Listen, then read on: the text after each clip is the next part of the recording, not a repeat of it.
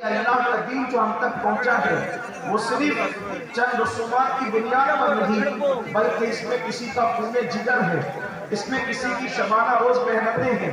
اسی پنڈوا شریف کی سرزمین کو آپ دیکھ لیں، تقریباً آج سے کم و بیش 7 صدی پہلے ایک مرد قلندر آیا ہوگا، اور آنے کے بعد آج جب اس علاقے کا یہ حال ہے، یہاں کی سناکی کا یہ حال ہے، یہاں کی ان پڑھ اور ناخواندگی کا یہ عالم ہے، تو آج سے 7 صدی پہلے اس علاقے کا حال کیا ہوگا؟ اور اللہ اکبر، ایک اجنبی دیار سے ایک مرد قلندر آتا ہے۔ جب آج یہ جنگل ہے تو اس وقت اس کے جنگل ہونے کا عالم کیا ہوگا؟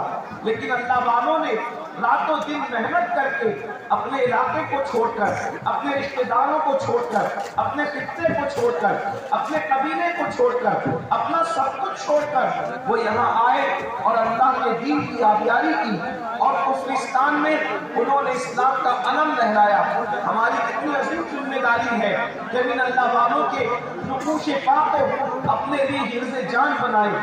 آئیے، میں نے جس آیت کریمہ کی تلاوت کی ہے اس ضمن میں انسان کو کیا پیغام دیا جا رہا ہے اس پر کچھ بات عرض کر کے اپنی بات مکمل کروں۔ میرے پیارے آقا صلی اللہ علیہ وسلم کے پیارے دیوانوں، انسان کل کا پلان بناتا ہے، انسان فیوچر کا پلان بناتا ہے، انسان بھوشیہ کا منصوبہ بناتا ہے، جس کی زندگی میں مفکرین کہتے ہیں کل کا منصوبہ نہ ہو، کل کا پلان نہ ہو، وہ انسان کامیاب نہیں ہو سکتا۔ ایک تاجر ہے اچھا تو اس کے پاس کل کا کوئی پلان ہونا چاہیے، ایک طالب علم ہے اچھا اس کے پاس کل کا پلان ہونا چاہیے، ایک مفکر ہے اچھا اس کے پاس کل کا پلان ہونا چاہیے۔ دنیا کی قومیں کئی صدیوں پہلوں کا پلان تیار کر کے اپنی زندگی کو گزار رہی ہے، صرف قوم مسلم ہے جس کے پاس کل کا کوئی پلان نہیں ہے۔ لیکن یاد رکھیں، لوگ کل کا پلان تیار کرتے ہیں اور کرنا بھی چاہیے۔ آج ایجوکیشن میں میرا یہ حال ہے، آنے والے کل میں کیسا ہونا چاہیے؟ آج تجارت اور مال میں میرا یہ حال ہے، آنے والے کل میں کیسا ہونا چاہیے؟ لیکن ایک بات آپ سے عرض کرنا چاہتا ہوں، کل کا پلان تیار کرنے والوں، فیوچر کا پلان تیار کرنے والوں، زندگی میں کل کبھی نہیں آتا، زندگی میں ہمیشہ کل آج بن کر کے آتا ہے۔ لیکن ایک کل ایسا ہے، ایک کل ایسا ہے جس کا آنا بالکل ضروری ہے، جس کا آنا یقینی ہے۔ کل کا سورج ہم دیکھیں گے یا نہیں دیکھیں گے اس کی کوئی گارنٹی نہیں ہے، لیکن ایک کل ایسا ہے جس کو سب دیکھیں گے، اس کا کسی کو انکار نہیں ہے۔ اور اس کل کی ہم نے کیا تیاری کی ہے؟ ہر کل کی تیاری کرنے والوں، ہم نے اس کل کی کیا تیاری کی ہے جس کل کا حال یہ ہے جس کے اندر ایک ماں اپنے بیٹے کے کام نہیں آئے گی، ایک باپ اپنے بیٹے سے دور بھاگے گا، ایک دوست اپنے دوست کا دشمن بن جائے گا، کوئی کسی کے کام نہیں آئے گا۔ وہ کون سا کل ہے؟ تو قرآن اس کل کے بارے میں کہتا ہے، یا ایھا الذین آمنوا اتقوا اللہ ولتنظر نفس ما قدمت لغد واتقوا اللہ ان اللہ خبیر بما تعملون۔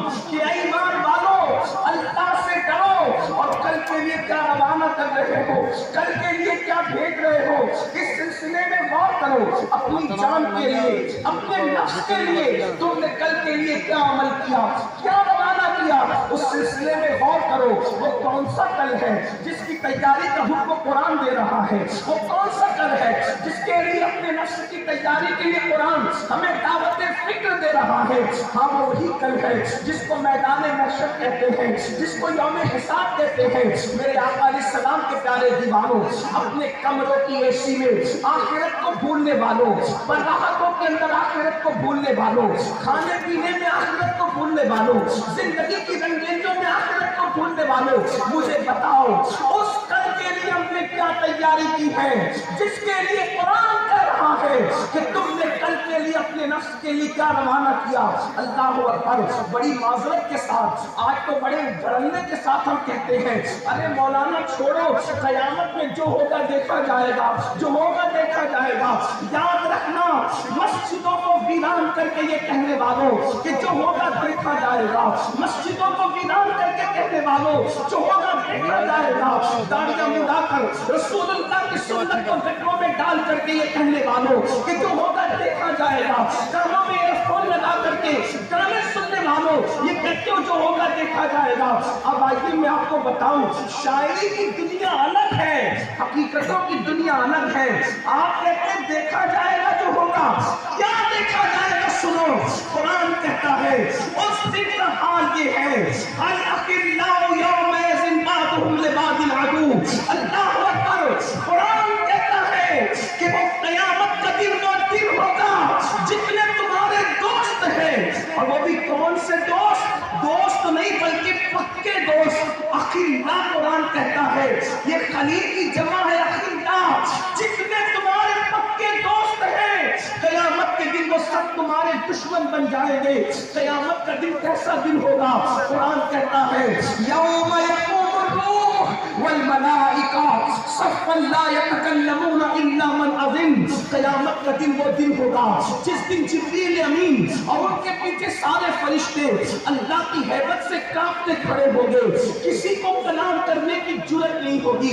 आइए वक्त की नज़ाकत को देखते हुए अपने भाइयों से और अपनी बहनों से अपनी गुजारिश करके अपनी गुफ्तगू को मुकम्मल करके गुजर जाऊं।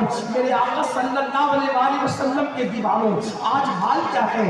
हर बंदा खाने पीने और सोने और मौज मस्तियों में मस्त है, मरने के बाद उठना है। उस दिन के लिए हमने क्या तैयारी की है? बड़ी माजरत के साथ लोग आसानी से कह देते हैं मौलाना नमाज के लिए टाइम नहीं मिलता। मेरे अजीज, वो दिन क़यामत का जो दिन होगा, वहाँ नमाजी क्या, रोजेदार क्या, हाजी क्या, गाजी क्या। आइए एक हदीस मुबारक सुन ले और अपनी बात मुकम्मल करूं। एक मर्तबा अमीरुल मोमिनीन हजरत सैयदना उमर इब्न खत्ताब फारूक आज़म रज़ी अल्लाह को हजरत काब से कहते हैं, हजरत काब अहबार से। ये काब अहबार कौन है?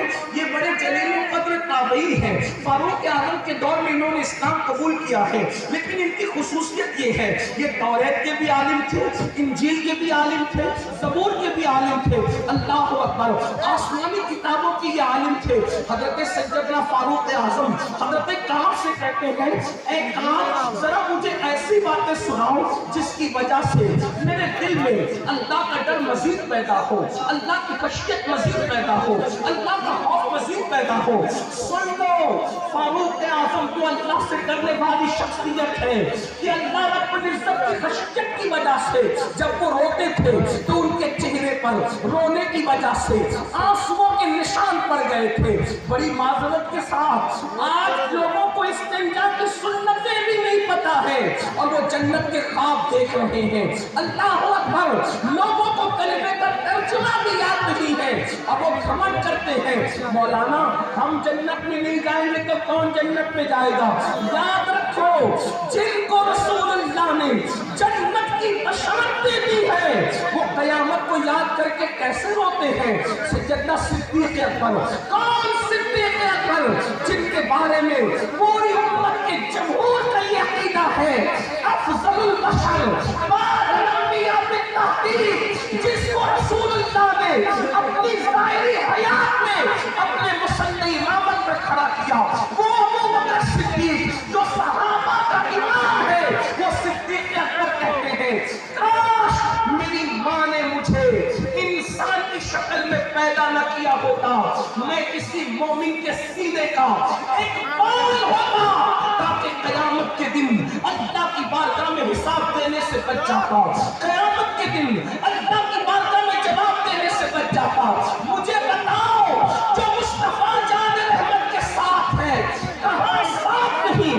सफर में सिद्दीक साथ है, हदर में सिद्दीक साथ है, जहाँ कोई साथ न था उस कार में भी सिद्दीक अकबर मुस्तफा जान रहमत के साथ है।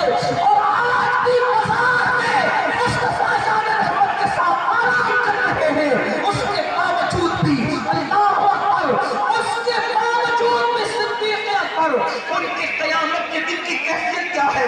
हुजूर मुहद्दिस आज़म के चौशकी रहमतुल्लाह अलैह सिद्दीक अकबर की शान बयान करते हुए कहते हैं मर्तबा हज़रत सिद्दीक का ये है सैयद, हर फजीलत के वो जामे है नबुव्वत के सिवा। और सिद्दीक अकबर जो हर फजीलत के जामे है, वो कह रहे हैं, कौन कह रहा है? काश मैं किसी मोमिन के सीने का बाल تاکہ قیامت کے دن اللہ کی بارگاہ میں حساب سے بچ جائے۔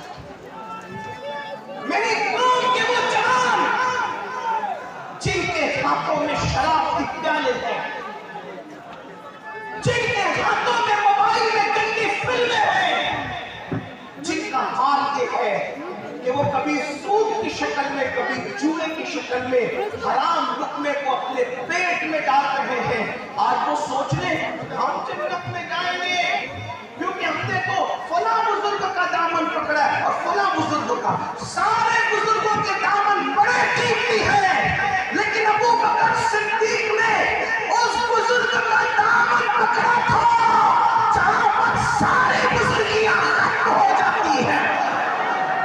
بعد از خدا بزرگ تو یہ قصہ مختصر، بعد از خدا بزرگ تو یہ قصہ مختصر۔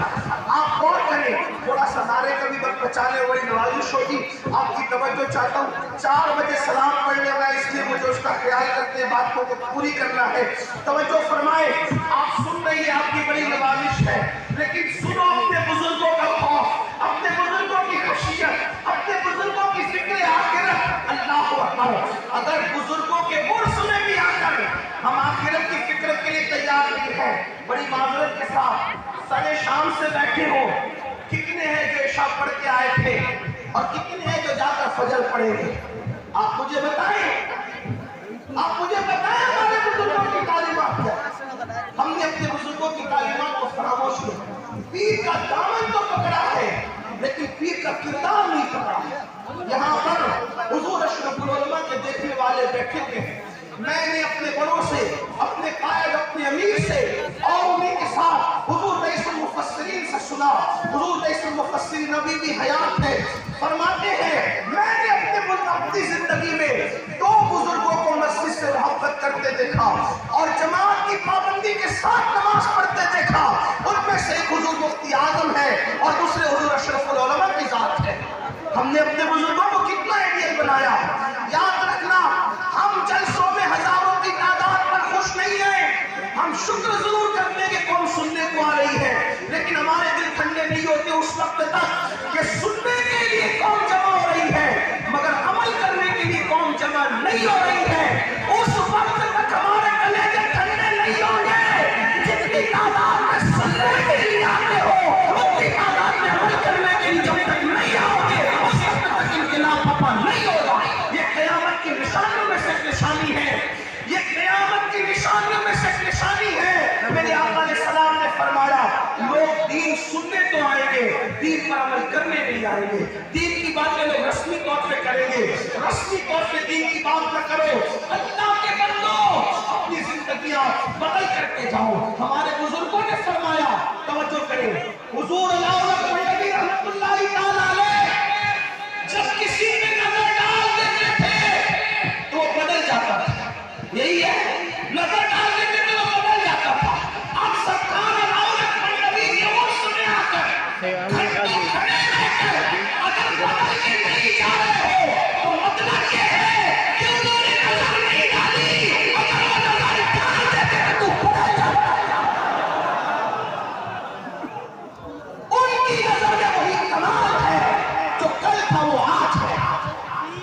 اس کا مطلب نظر ڈالی نہیں، کیوں؟ اس لیے کہ تو مزار پر تو آیا ہے لیکن تو مسجد نہیں جاتا، اس لیے ان کی نظر تجھ پہ نہیں پڑ رہی ہے، وہ تجھ پہ نظر نہیں ڈال رہے کرم کی۔ کیوں؟ کیونکہ جس سے رسول اللہ نظر پھیر لیں اس پر ولی اللہ کبھی کرم کی نظر نہیں ڈال سکتے۔ جس سے رسول اللہ نظر پھیر لے اللہ بھی اس سے نظر رحمت پھیر لیتا ہے۔ ولی اللہ تو دور کی بات ہے، جس سے رسول اللہ نظر پھیر لے اس سے اللہ بھی نظر رحمت پھیر لیتا ہے۔ اگر تم رسول اللہ کی نظر رحمت کے مستحق ہونا چاہتے ہو، میرے آقا فرماتے جو جان بوجھ کے نماز چھوڑ دے میں محمد اس سے بیزار ہوں۔ جس سے حضور بیزار ہو، سرکار علامہ منڈوی کیسے محبت کریں گے؟ 10 روپے کے نہیں 1000 روپے کا پھول چڑھا لو، حضور ناراض ہے تو وہ علامہ منڈوی محبت نہیں کر سکتا۔ میرے جملے تلخ لگے تو معاف کرنا، پھول چڑھانے کے لیے منع کرنے نہیں آیا، میرا مسلک ہے ہم زندہ ہیں تو پھول ہیں اور اندر جائیں تو بھی پھول ہیں۔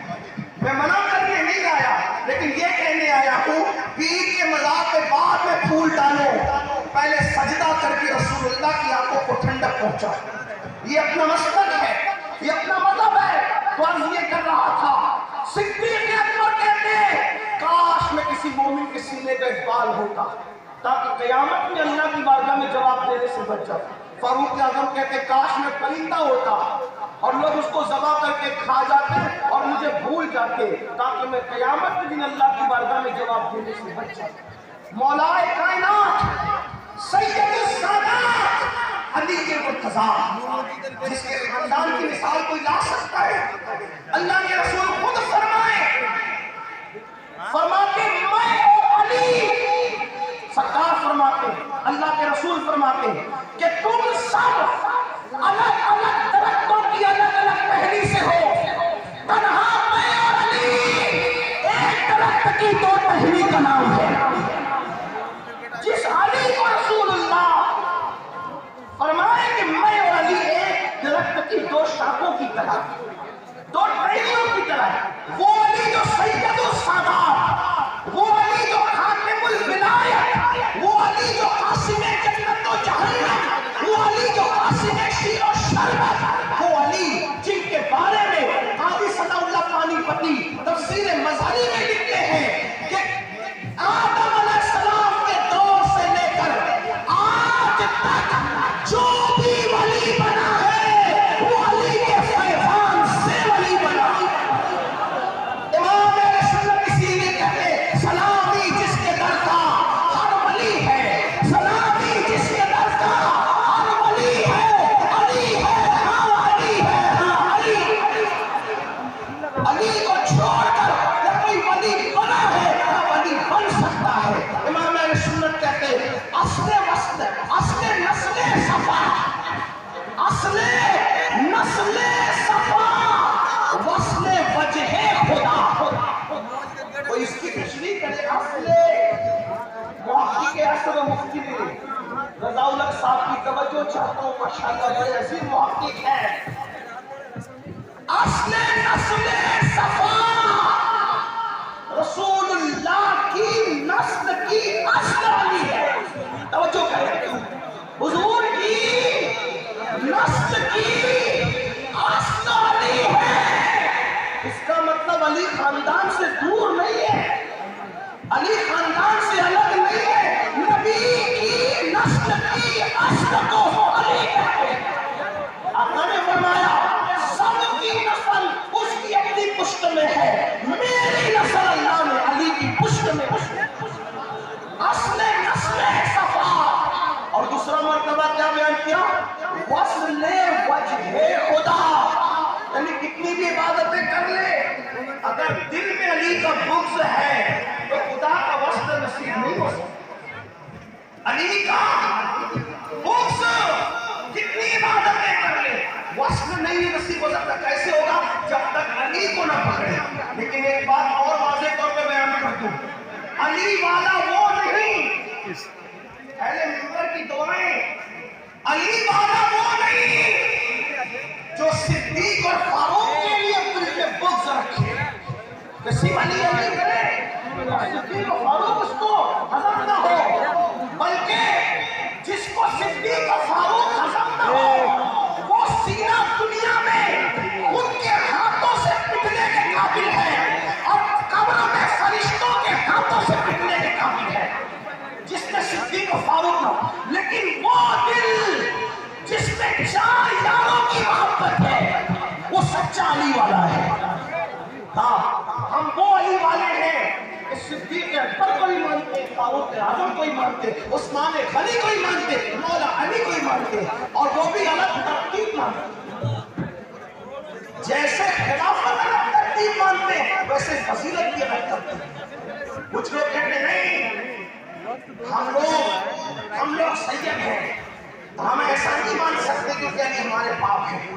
میں نے کہا سیدوں کا عقیدہ تو پہلے دن سے یہ ہے, یہ علی باپ ضرور ہے مگر رسول اللہ نے اس کو جو مرتبے دیے ہیں ہم کو ماننے کی پابند ہے.